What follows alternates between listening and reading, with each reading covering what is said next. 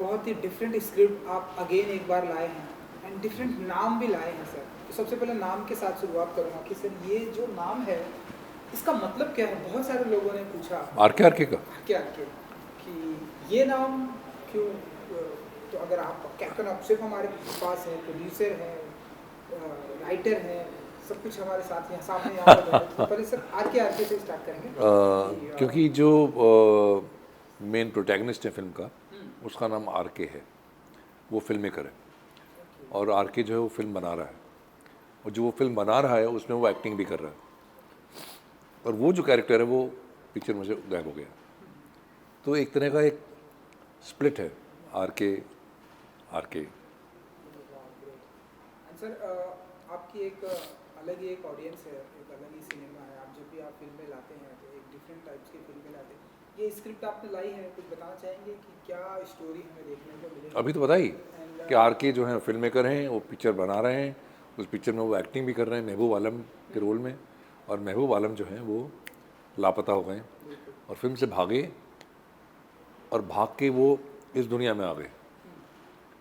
अब आर के और उनकी जो टीम है उसका काम ये है कि महबूब आलम को पिक्चर में वापस भेजा जाए ताकि ये पिक्चर ख़त्म हो सके। डायरेक्टर हैं आप, प्रोड्यूसर हैं, राइटर हैं, एक्टिंग भी आप कर रहे हैं, जी एक्टर भी आप हैं। जी। बताइए कि सर कैसे इतनी सारी चीज़ें आप मैनेज कर लेते हैं? वो बहुत मुश्किल काम नहीं है, क्योंकि सब चीज़ें एक साथ तो नहीं होती हैं। मतलब जब आप लिख रहे हैं पिक्चर तो आप खाली फिल्म लिख रहे हैं, उसको तो अलग ही वक्त है। फिर फिल्म बनाते वक्त ज़रूर ये रिस्पॉन्सिबिलिटीज़ एक्टर और डायरेक्टर वाली साथ करनी पड़ती हैं, लेकिन वो मैं कर चुका हूँ पहले, तो ऐसा कोई नया एक्सपीरियंस नहीं है। आँखों देखी हो या कड़क हो या मिक्स डबल्स हो, तो इतनी कोई बड़ी बात नहीं है। इस पिक्चर में बड़ी बात थी क्योंकि इसमें डबल रोल भी है, तो थोड़ी परेशानी ज़्यादा बढ़ गई कि क्योंकि क्या हो रहा था, जब आप किसी और एक्टर के साथ काम करते हैं ना, तो वहाँ से कुछ रिटर्न में आता है। मैंने कुछ बोला, फिर आपने कुछ बोला, फिर मैंने कुछ बोला। यहाँ तो सामने कोई था ही नहीं, वेरी ऑफन सामने भी मैं ही था जो कि बाद में शूट होगा।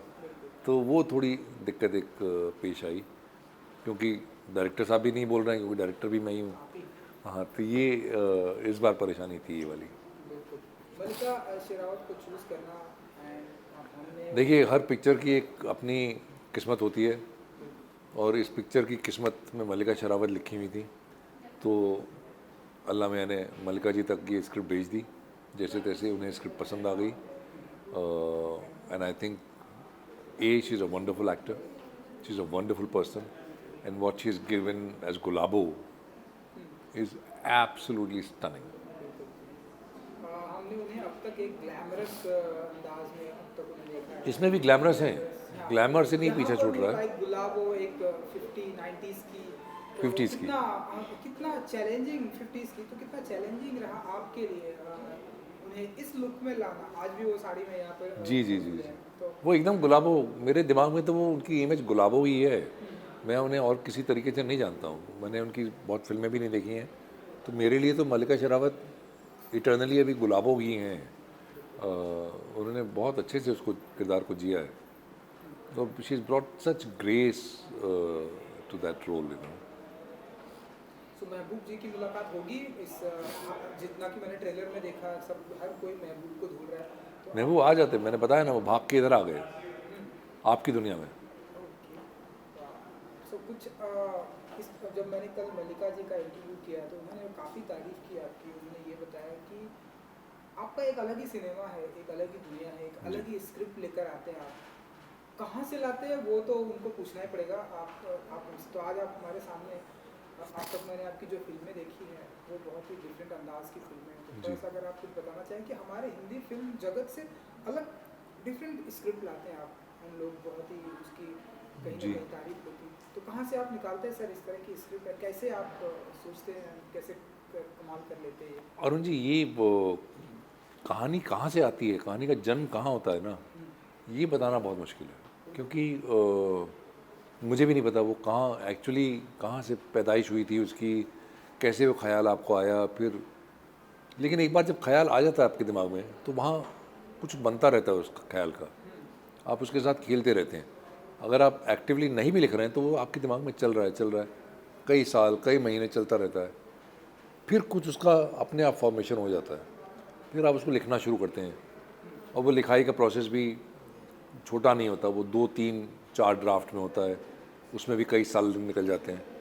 तो ऐसा करते करते करते धीरे धीरे पक पक के कुछ एक आइडिया तैयार होता है, तो उसका अपना ही प्रोसेस है। क्योंकि आप राइटर है इसलिए मैं आपसे ये सवाल करूंगा कि तकरीबन कितना टाइम लिया इस स्क्रिप्ट को पकाने में? ये जब पहला ड्राफ्ट लिखा था 2011 में लिखा था ओह, जी, तभी कहानी फ़र्क थी, मुद्दा यही था, लेकिन तब ये था कि आर के फिल्म मेकर हैं और एक दिन शीशे में से उनका अक्स गायब हो जाता है, उनकी रिफ्लेक्शन चली जाती है और फिर वो रिफ्लेक्शन जो है वो रियल वर्ल्ड में आ जाती है और धीरे धीरे आर के की लाइफ टेक ओवर कर लेती है।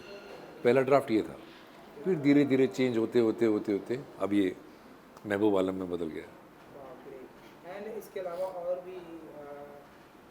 भी स्टार कास्ट हैं, सभी के साथ का कैसा रहा इस रणवीर शोरी के साथ मैं बहुत काम कर चुका हूँ, मनोऋषि चड्ढा के साथ मैं बहुत काम कर चुका हूँ, चंद्रचूड़ राय के साथ मैं बहुत काम कर चुका हूँ। ये तीनों मेरे बहुत प्यारे मित्र हैं, बहुत ही बेहतरीन एक्टर हैं और मैं बहुत ही एडमायर करता हूँ इन लोगों को।